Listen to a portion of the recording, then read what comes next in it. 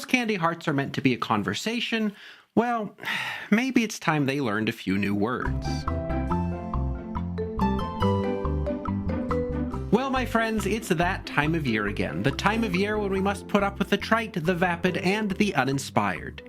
But, to be fair, coming up with a new show every week is kind of tough. They can't all be winners, can they? But seriously, these are the times of Valentine's. The times where love is ostensibly in the air, and we cannot but express it in little red letters stamped onto little candy hearts. And honestly, thank goodness for the little guys. If we must endure a holiday such as this, at least we have banana-flavored chalk to dull our collective pain. Or we would. I would if I lived in a real place that had real things, but I don't. So I guess you're just going to have to eat enough candy hearts to cope for the both of us. Now, don't worry. I know I might sound a little cold-hearted today, which honestly is probably better than being chalk-hearted. It's just that, I don't know. I do know. I like this picture of a clown, and I know you're all head over heels for it, but whoa there, friends. You might need to slow down. It's just not the same. How many years of the Writing with Andrew show with a skull sitting behind my shoulder, and now, let's just say that the vibe is off in a certain ineffable way. But I know that's not why we're here. We should really talk about those conversation hearts, because I've been thinking too much about them lately. In some ways, they're a distillation of many of the poetic principles we've talked about on the show, or, better yet, they're a distillation of what happens when you ignore those principles. So, talking about that could really only be fun. Now let's examine the conversation heart, thinking about all it has to offer as poetry. At this point in the show, I was going to zoom in close to an actual heart, but again, I've apparently been transported to the darkest timeline in a place detached from basic reality, so I couldn't get any, and we're going to have to rely on digital reconstructions instead. And honestly, you probably wouldn't even be able to tell if I wasn't saying anything, and I probably wouldn't be saying anything if my veins were already flowing with the sweet goodness of Valentine limestone, but here we are. Let's just roll the digital reconstructions that are just as good as the real thing if proponents of AI have anything to say about it. Now, the most important poetic quality of the conversation heart is that it's carved into stone, as all good poems should be. Additionally, it's short, and while there are some poems that really test the limits of readers' patience and attention spans, all the good ones are the short ones. You may sometimes hear poets talk about the idea of compression, or saying more with fewer words. The conversation heart certainly has the fewer words part down, and as a bonus, its material form certainly is compressed. In terms of developing an emotional tone, the conversation heart does a good job of, being about love, I guess. That's pretty unambiguous, it being carved into a heart and all. But the conversation heart falls short in some really important ways too. One is that they tend to fall short on novelty. Sometimes we get a trendy little gem like tweet me or LOL, but those really aren't breaking new ground. The conversation heart treads well-worn and familiar paths. Where George Orwell said to avoid metaphors that you're used to seeing in print, I might add a caution against making declarations of love that you're used to seeing stamped into candy. But not only are the hearts a letdown in terms of novelty, which is a high priority among contemporary poets, they're also a letdown in terms of specificity.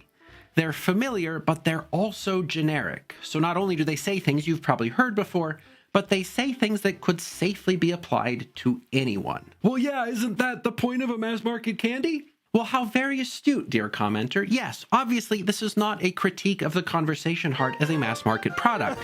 This is a critique of the conversation heart as poetry, which, as we all know, it does not claim to be.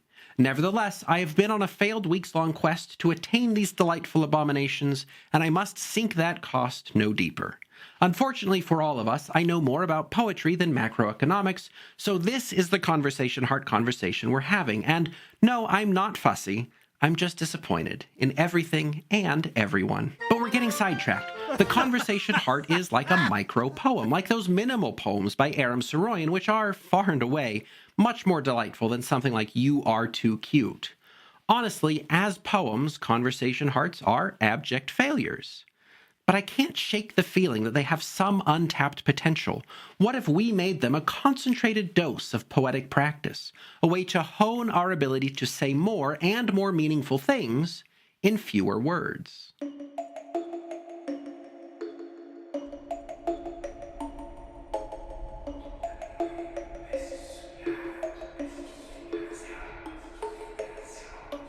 So if we know that conversation hearts succeed in compression and clarity of emotional tone, but fall short in novelty and specificity, that means that we have a simple task before us. 1, maintain the compression and clarity, and 2, improve novelty and specificity. And the first directive is easy. With respect to compression, I have it on the authority of a Time magazine article from 2011 that conversation hearts are restricted to 2 lines, one with 5 letters and another with 4, unless a W is involved, in which case it becomes 4 and 3 characters per line. See, you didn't know this, but W is the best of all the letters, so it's only fitting that it gets some extra room. And for emotional clarity, that's obvious. Make it a declaration of love. That's what this sweet and chalky time of year is all about, right? Even if you are alone in your pocket dimension with a new clown friend who is delightful but also new and different, and I know it's not the clown, it's me, but it's also my reaction to the clown, so it's not the clown. I mean, it's not the clown's fault. Unless you count it the clown's fault for existing, which you shouldn't. No. You shouldn't. It's really just me, and I'll get used to it. People get used to things. Yeah, we'll be fine. And again, this would all be fixable probably if I had more candy to eat, but we don't need to keep relitigating that one, do we? Anyway, that brings us to our second directive. We need to energize our poetic hearts with some novelty and specificity, some nuance, uniqueness, and flavor. And to do that, we can go back to the timeless advice we discussed on the show a good while ago. Write the conversation heart that only you could write. Anyone can say, be mine, hopefully as a subjunctive rather than imperative, but we can't know that. What we can know is that you have something more personal or more meaningful to say. So what's the heart-sized declaration of love that only you could render?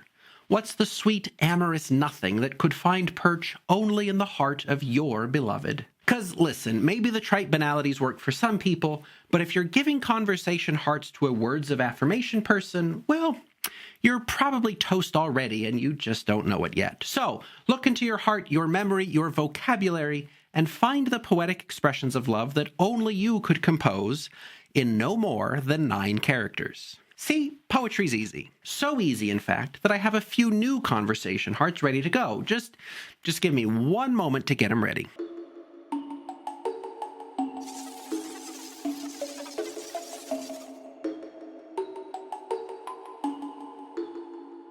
Yeah, like I said, they're all right here and they're all ready to go. So, let's take a look at some of the concept hearts that I've drawn up. You could tell your beloved that you think they're hot stuff, but let's be honest, anyone could say that.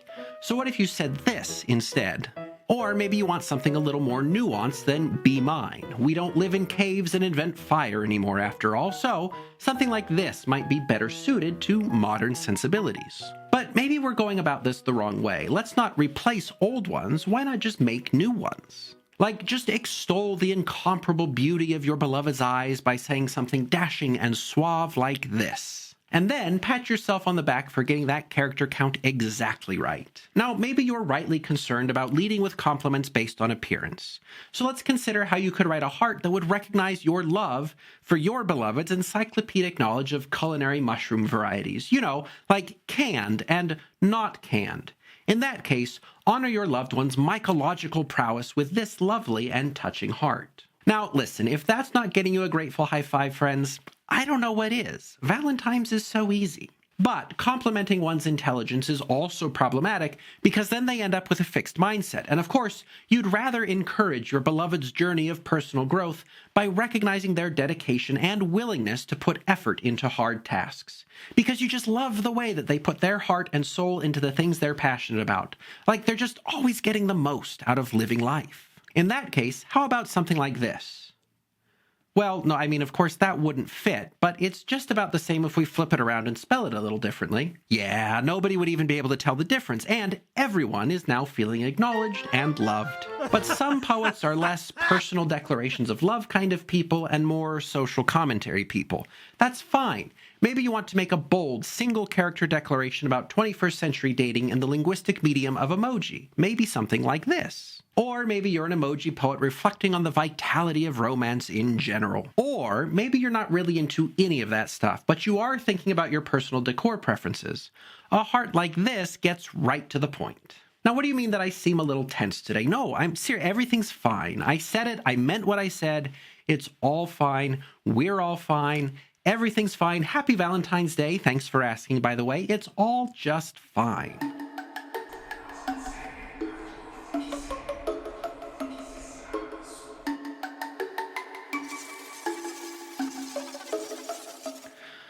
Okay, so now I'm realizing that maybe my new hearts aren't that impressive, but there's a very good reason for that. It's to give you the confidence to try it on your own and to have the hope that you could do better.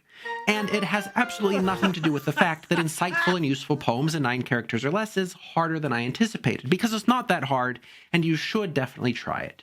Goodness knows it couldn't be harder than trying to track down conversation hearts in the most wasted wastelands of this dimension's version of the continental United States. So, I don't know, let's see some better conversation hearts in the comments. And just remember, no matter what's going on during these glum and lugubrious Valentines, it's always nice to see you, which, of course, technically I can't do, but I can see you metaphorically. And look at that, we're right back to poetry. But really, thanks for watching. Have a great week writing ultra-tiny poems, and I'm going to go look for post-holiday sales so that I can get my hands on some of those little hearts made of flavoring, color, and ground-up teeth.